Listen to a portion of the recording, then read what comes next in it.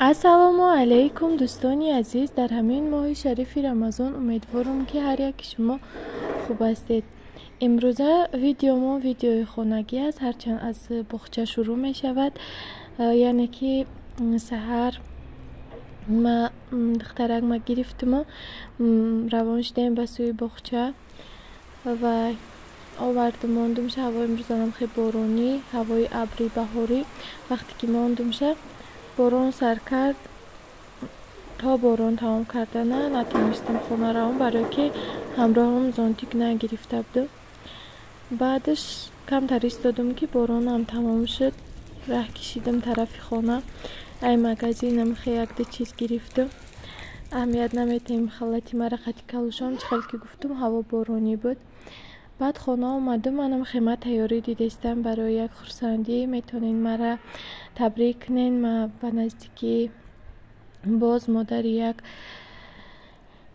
фарзанди дустурияки дигар иншоаллоҳ ки мешавам. духтараки марам иншоаллоҳ ки апа мешава, насиб боша. баъд дар хонанам хеле сумка тайёр кардам барои родом рафтана. чизи беҳад зарурия. ман да фарзанди якумам ки собиқа надоштам, яъне опыт надоштам, барои ҳамин пешакӣ дасетка чизома гирифта будам, бо бисёри чизома нагирифта будам, айрӯи намедонистагӣ. баъд уҷада рафтам дар кор шид, баъд беҳуда бо занг зада чи дар кора як одами дигара саргардон кардан ки и биёр вай биёр, ҳарчанд ки одам наздик то набоша. ҳозир ман нишон медиҳам ки дадраи сумкаҳо чӣ ҳастанд. албатта ҳоли бисёри чизошам нагирифтам, аз ҷумлаи термис, посудавам, хеле чизое ки зарурӣ, ҳоли чизошам нагирифтам. баъдан мегирам иншоаллоҳ. дар ин сумкача фақат чизои кӯдака гирифтам, ҳарчанд ки шумо метавонед ки дар сумкачаи майда фақат салфеткаву средствоото нагиред, дар сумкаи калон либосу одеёлу либоси кӯдак ҳам хеле чизоро гиред. лекин ман хостам ки алоҳида ҳамаша гирем, бароям ҳамхӣ кардам.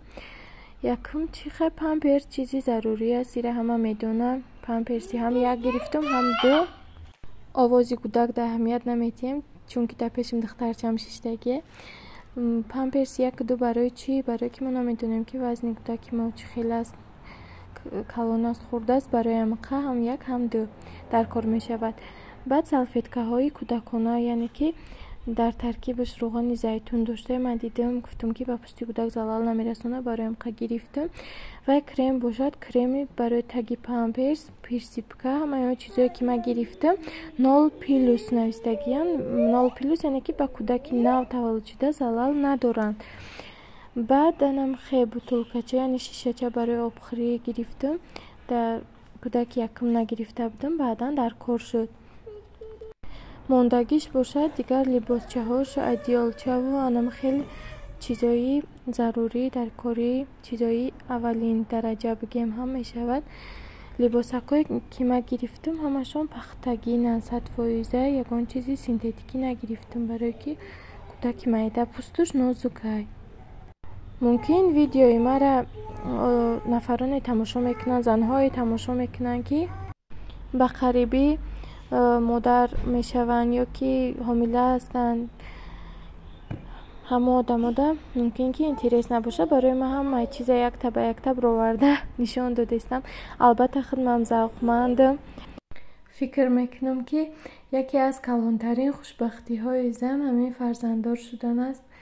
ва кадоме ки дар орзуи фарзанд ҳастен ё ки мехоҳед фарзанддор шавед, илоҳим шуморам ба ҳамин мақсаду орзуҳотон бирасонад. худованд шуморам соҳиби фарзанд кунад. ва ҳозир ман ҳамин чизое ки нишон додестам, ино ҳатман шумода дар родом дар кор мешаванд. барои касоне ки намедонанд, хубтар аҳамият диҳед, бо нағз мешавад. ин одеёлчаи тунукакай, барое ки ҳозир ҳаво гарм шидестай, барои амқа шумода одеёли ғавсам қадар кор намешавад. агар ҳаво борон нашава ё ки ягон сард нашава, ҳавои баҳор ивазшаванда асту, я хеле рӯз афтоби сахт асту, я хеле рӯз дигар борон. ана боша кӯдак печонакай ҳозираш да якта гирифтам, дутаи дига нав гирифтам, сафедак ва ёшам буду зан қатъи ҳамроҳиям ё قطعی میکنم، خوش میکنم. یعنی که انا در این سمکه کلان باشه چیزایی که در بخدم لازم است همواره گرفتم. دمشنیک حتما شما در کار میشود و بعدا چه سالفتکه با برای ختان. بعد هم خیلی لباسی که بعدی که شما را مثال پالتا بردن فرزندکتون گرفتین دستان تازه میپوشین. در پالتا من خیلی سفید گرفتم برای خودم، سفیدی سرچمونان پیشکشم خیلی удобні برای شیرتی دوایی که های. شما میتونین که یکم پاپلینا کم دوزونین پوشین دمی گرمی میشه و ایش باشه. کاسمتیچکه ولی ما کاسمتیکو من ندختم. پیش ای رفتنم اگر که اسپید کنم انشالله که میگیرم قطعی. بعد درنش دچیدور زوبنای پاستا صابون خیلی با سالفتکه مایدهک بلاکنوچا رزینکا با پیرسیبکه رماشکا. پیرسیبکه رماشکا هم نغزه برای کودک. همون چیزایی که شما هر روزه استفاده میبرید همواره میتونین که گیرین. مثلا صابون، صابون پاستا هم خیلی چیزا. این چیه؟ این برای رو را تازه کردنه یک نمود پودره که رو تو نمیشوین. مثال چورنی توچکارشا کم میکنه. روی من خیلی روغنیه پوستم اگر که تست زهمیه نتیم تازه نکنم بسیار دانچهای سیاه پیدا میکنم. برای میگفتم که هوای قطعیم گیرم که با مثال 3 روز یا 2 روز وای نشوه، روام بسیار جزیر نشوه گفته برایم که گرفتم قطعیم. بعد یک تا سچاق برای روتون قاق کردن گیره. حتما من هزینه تماشا کردیستم ویدیو را در خاطرم اومد. از میرم میاندازم دستم کم.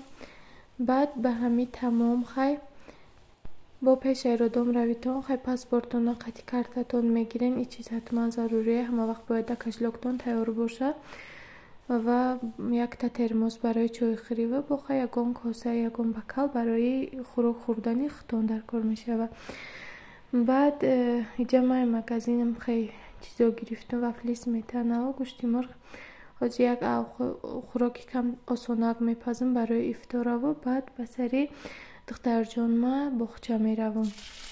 حاضر میخوام درباره موضوع دیگر گپ زنم همراه شما درباره آدمان موفق. یعنی یک سری به موفقیت رسیدنی ما آدما.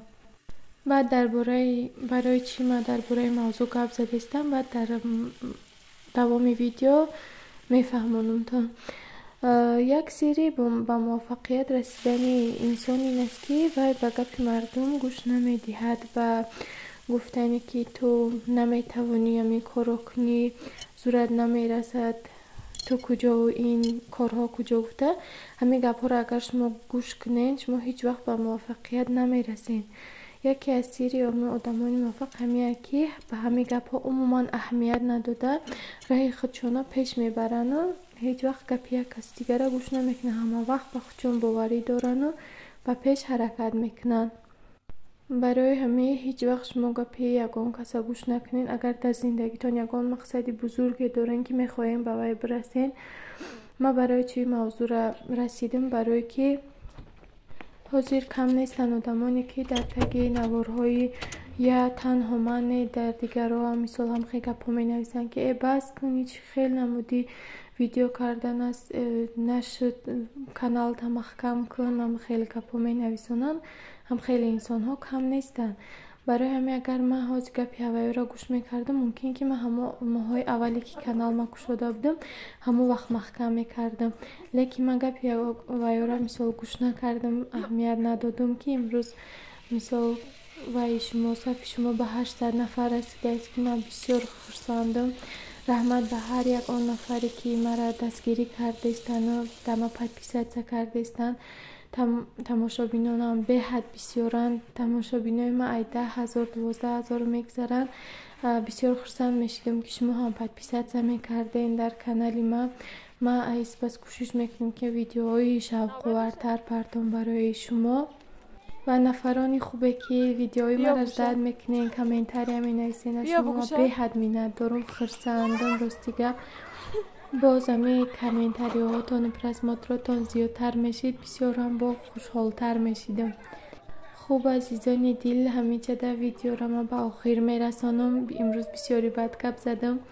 با شما در زندگیتان موفقیت خواهانم. با چی کاری که دست میزنید انشالله که خداوند برکت دهد و تا ویدیوهای آینده مرا دستگیری کنین. لایک کامنتاریتون نمایتون نبرویرین. با چی سوالی دارین مرحمتین. در کجایی که خطا کردم یگان گپی درست گفتم دل یگان کسر انجام باشم از شما عذر میپرسم. تا ویدیوهای آینده پناهتان بر خدا.